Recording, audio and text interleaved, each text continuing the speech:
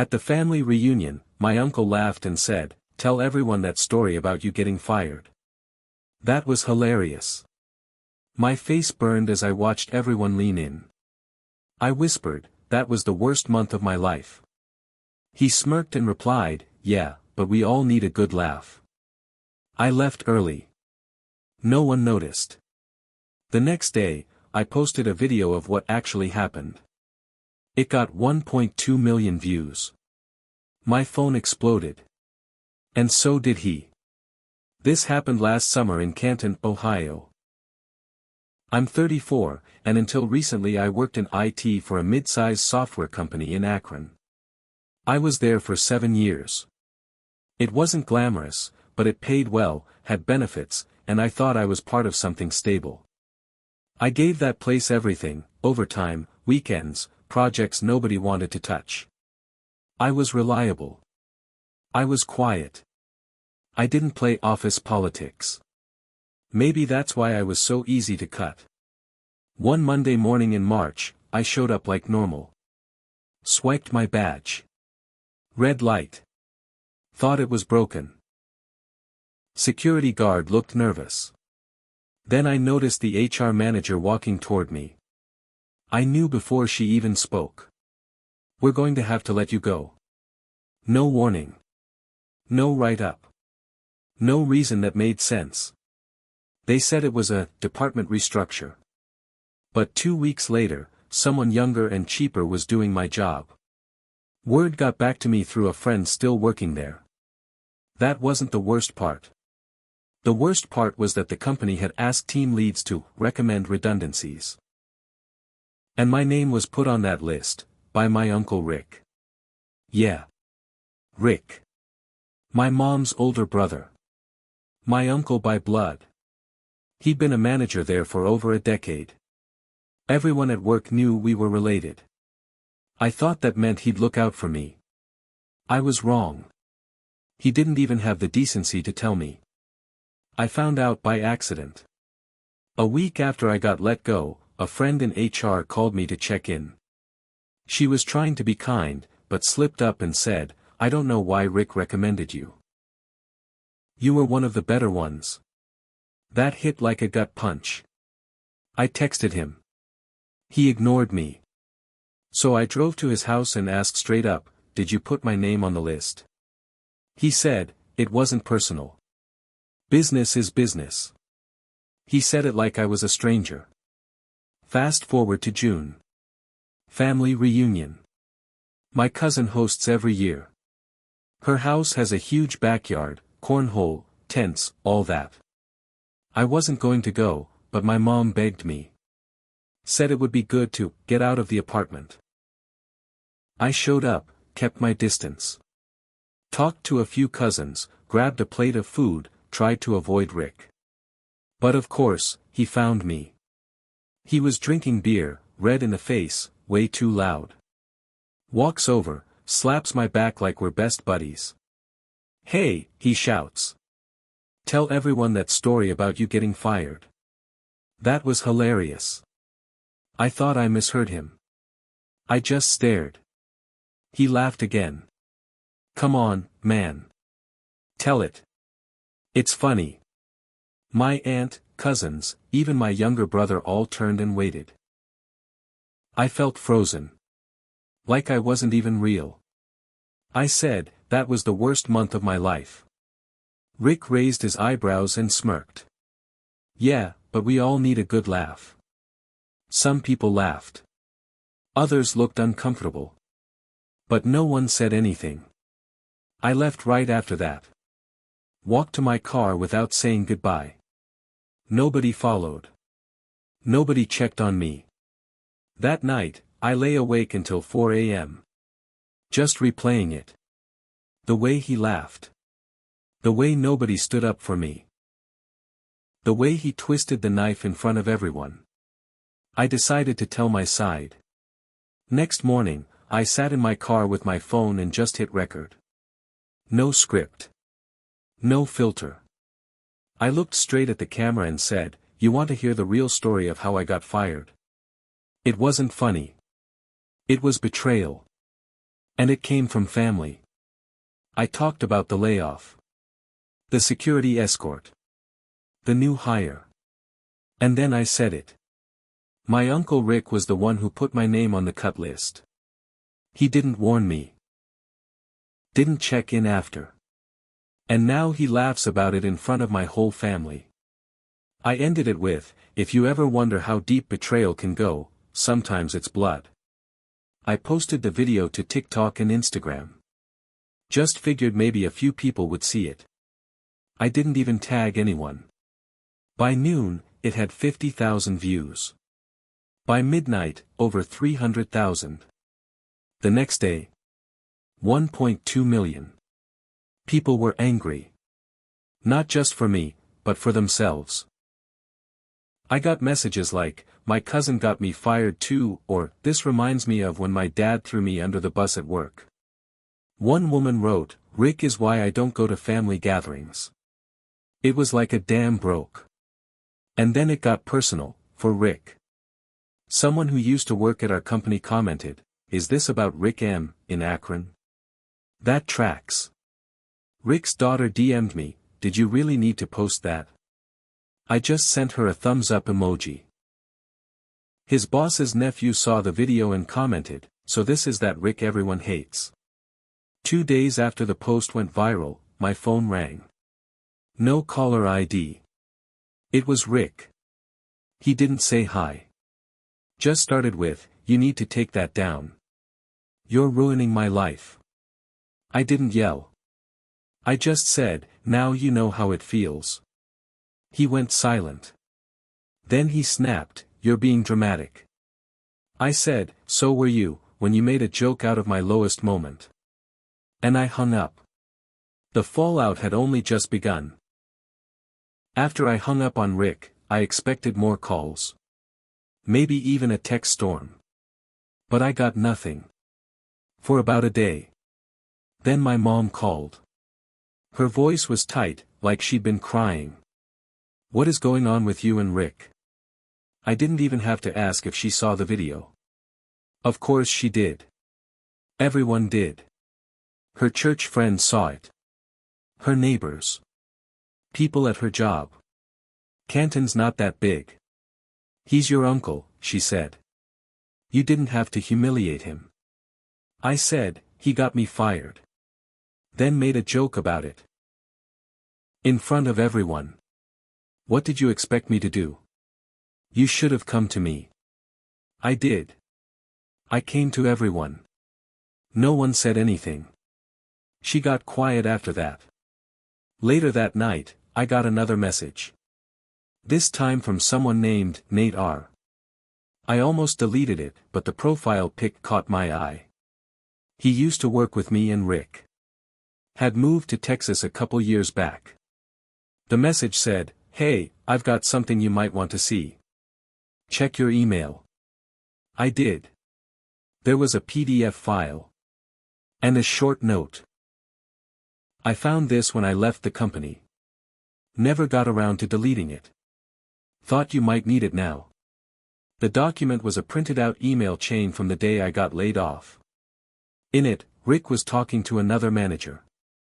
It said things like, he's family, so it won't be a huge issue. He'll land on his feet. Frankly, he's been coasting the last year.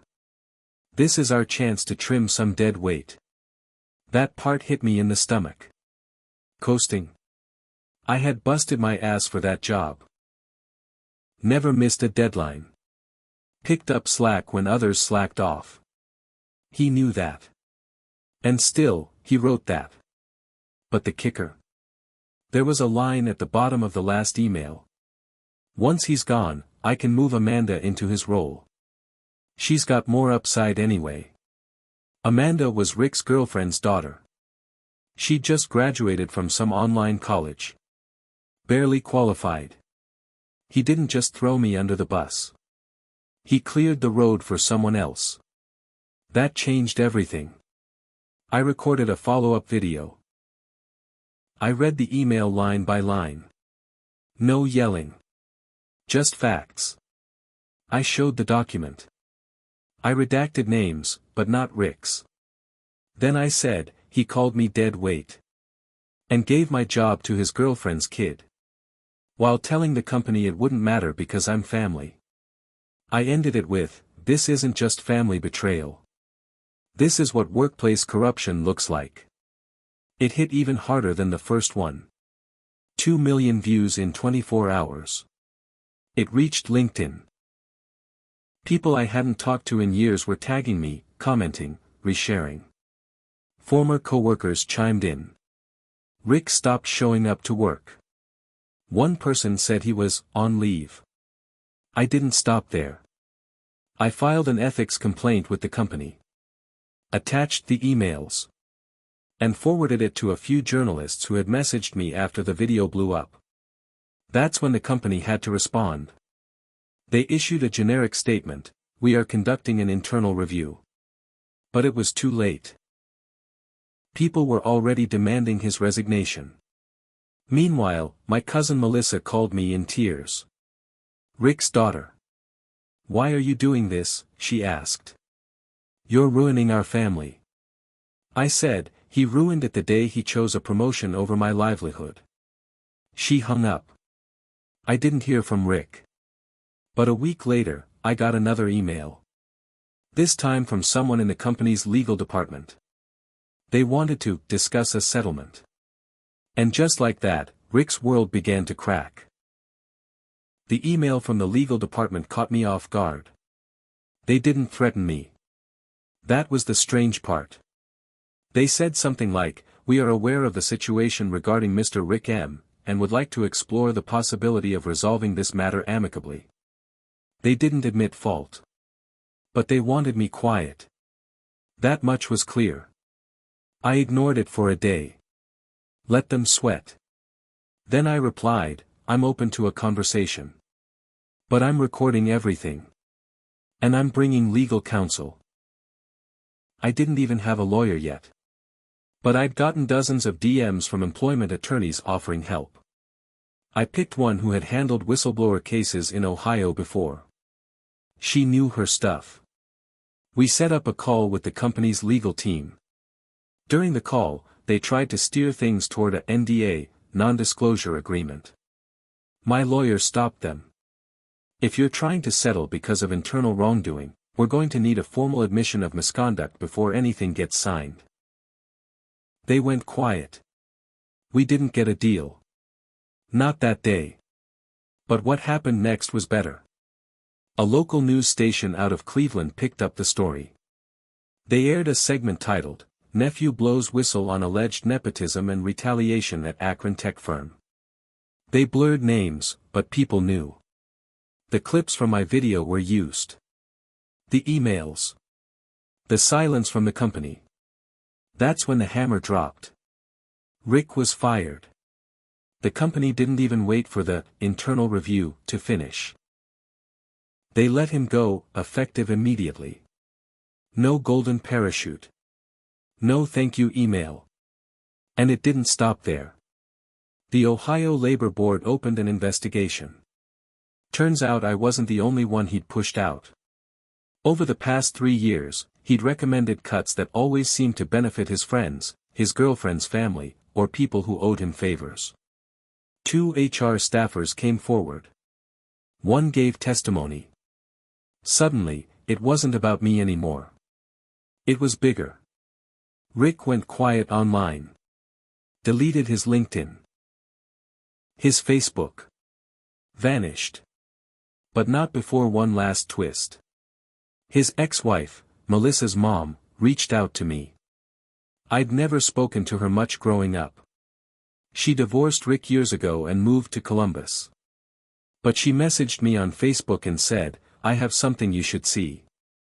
It was a scanned copy of an old journal entry. Rick's. She had kept a few things after the divorce, mostly financial records. This was handwritten, dated about a year before I got fired. In it, he talked about making room for Amanda, and eliminating dead weight in IT. Then this line, my nephew, thinks loyalty will protect him. He doesn't get it yet, no one is safe if they're in my way. He actually wrote that. I posted it. I blurred her name, kept it anonymous. But I posted the entry and said, here's how long he was planning this. He didn't just act in the moment. He wanted me gone. And that post? It hit harder than all the others. The comments were brutal. People called it sociopathic. Others said, no wonder his own family is turning on him. One guy wrote, this man should never manage people again. And then something unexpected happened. My old company. They offered me a job. A different department. Different boss. More money. I haven't answered yet. Because I'm not sure I want it. I thought about their offer for a full week. A job in a better department. More money. A quiet way to make it all go away. But I couldn't shake one thing. They only reached out after the videos, the press, and the threats of legal action. Not once did anyone from the company call me back when I was first let go. Not once did HR follow up. I was treated like trash, until they realized I had power. So I declined. Not politely either. I wrote back, I'm not coming back. Not for the money. Not for the title. I don't trust a company that lets people like Rick lead for years without question. I've moved on. And now everyone knows what happened. That's enough. I posted that email too. The public loved it. The company? Not so much. But here's the final twist, one even I didn't expect. 2 weeks later, I got a letter from a lawyer. Not the company's. Rick's.